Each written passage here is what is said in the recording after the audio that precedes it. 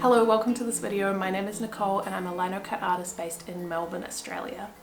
This week we're going to do a Q&A, so I've gathered together some questions that you've asked me recently, along with historical questions that I've had in the past or that have reoccurred regularly for me while I've been doing this work. So first up, I'm going to address technical questions. I get a lot of technical questions on my videos and on my Instagram. These are normally along the lines of what tools are you using? So what specific linocut carving tools? What press do you use? And then they veer into things like how do you maintain your tools? How do you sharpen your linocut tools? Where do you source other materials? So in terms of where all my materials come from, I am going to just link again below my tools guide because that answers all your questions. But in brief, my press is a custom built press that my partner built for me. We would like to release some of these in the future, but we've hit a couple of delays, so we haven't been able to do this yet. We're hoping that we will be able to next year.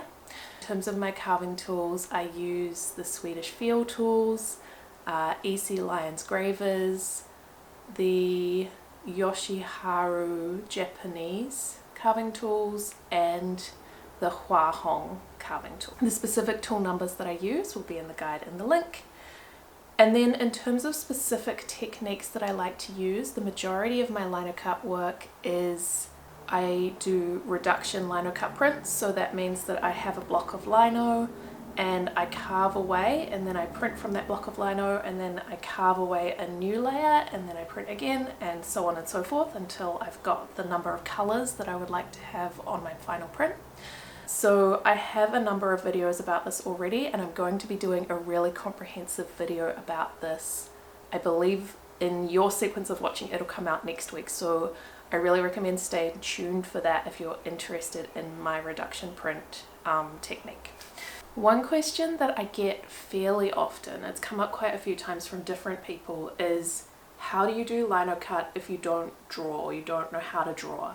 This is something that I have addressed before, but I think I would say that for me, drawing is an integral part of my linocut practice, and I am planning to only expand that part of my art practice. I want to focus a lot more on sketching and drawing next year, and I'll be talking about this more, but I think drawing is foundational to the creation of image making, and linocut is an image making technique. That being said, I don't think you need to be able to draw to a photorealistic standard. I don't think that it's important to be able to draw and make it look exactly like life. I think if you like to draw lines and abstracts and play with colors, all of those things can be really, really great and ideas that you can take into your linocut practice. You can also think about taking photographs and transferring those photographs into a linocut image. You might digitally process a photo that you've taken and use that as the foundation for a linocut. That isn't my preferred method, and it doesn't produce work that I find particularly inspiring for me, because I'm more interested in a looser illustrative style, but that is definitely a technique that you can use if you want to avoid drafting an original kind of image.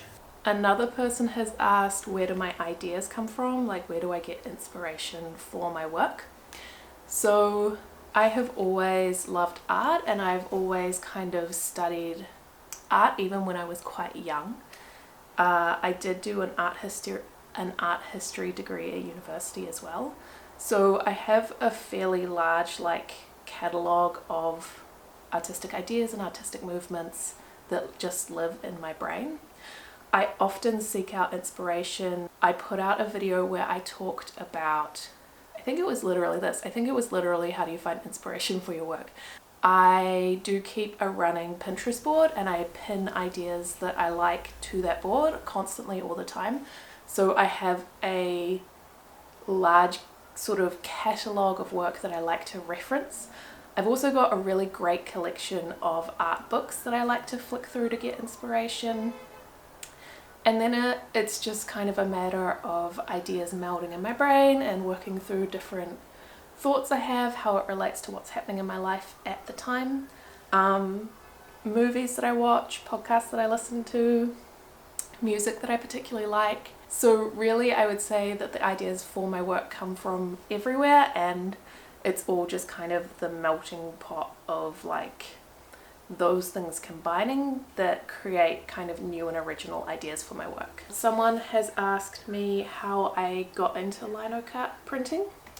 Now, I first started doing linocut printing in 2020, and we all know that was a big year of transition for a lot of people.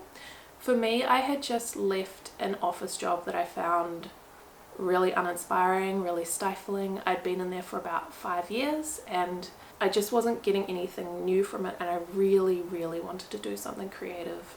But you know, it was like an office event coordinator kind of job. And I found the workplace itself really toxic. There were a lot of management things that were making me really unhappy, and there was big transition happening in the business in the time. And because I was a supervisor of a team, I was expected to do some things that I thought were unethical and made me really uncomfortable. So instead of doing those things, I decided to leave that job. And then, of course, the pandemic hit and I was stuck at home, and it made applying for new jobs really difficult. So I spent that time developing the skill and learning how to do linocut and working on social media and growing an audience and making a shop online and doing all of the things that have built into what I do now. So essentially, the reason that I picked linocut is I wanted to make art and I wanted to make images, and I definitely wanted to do that using a traditional art technique. I didn't want to do digital work particularly.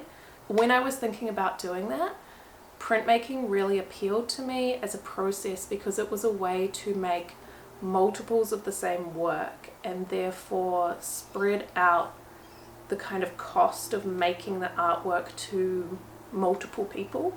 When you make a painting, for example, and you spend 10 hours a week, 2 weeks, however long it takes to make a painting, working on that painting, you then have to find someone who's willing to spend the amount of money that justifies the materials and all the time that you've put into that painting.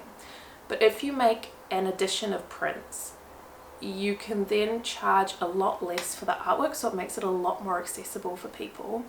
And then multiple people fund the time that you've put into creating that image. I really liked the idea of making artwork more accessible to other people, so you could spend less to buy something that someone had poured their time into, and other people could help kind of crowdfund that artwork. The reason that initially linocut appealed to me was kind of a decision around those factors. I found it really challenging and really intimidating to get into the actual carving of linocut. I'm not always a very patient person, and the kind of precision and once off kind of aspect of carving away the block of lino was really intimidating to me at first. Over time, carving actually became my favorite part of making linocut, and as I explored the technique further and moved into reduction printing, I find the slight the amount of chance in like laying the layers down on each other and not knowing exactly how things are going to come out in the end to be a really exciting part of printmaking, and something that keeps me really interested in that process and wanting to keep using that as my primary kind of art making technique. The last question is, what is the favorite thing you've made? So I often feel most excited about the thing that I made last.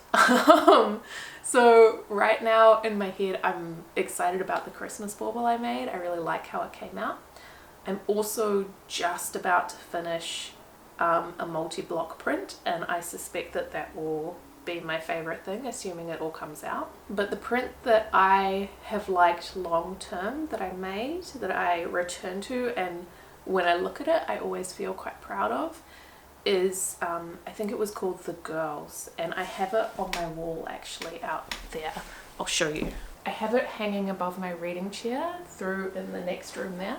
I have the print itself hanging on one side, and I have the reduction block in its final state hanging on the other other side. I like it so much that I hung it up twice, I guess. No, I like being able to see the block next to the print. It's kind of an interesting juxtaposition between the making of the artwork and the finished artwork. That print itself, I was inspired by a photograph of my grandmother. The photo of her was actually of her and her hockey team in, I think it would have been the 1930s. She was born in 1916. I think she was in her mid-teens, so I think it was the early 1930s, the photograph. And I just loved the different faces of the girls kind of lined up in this hockey team photo. And I wanted to do something sort of similar, but a kind of twist on that layout. And so that was the inspiration.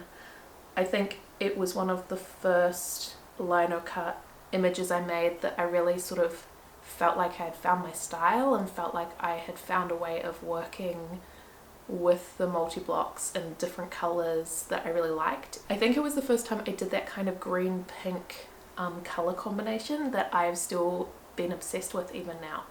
And that print, I'm pretty sure I made it in 2022, so over 2 years ago. Maybe at the end of 2021. Anyway, it's 2 or 3 years old, and it still holds a lot of appeal to me. The other part I enjoy about it is that I used a lot of really fine hatching, and I thought the detail that I was able to achieve in that print was a level of detail that I really enjoyed being able to create.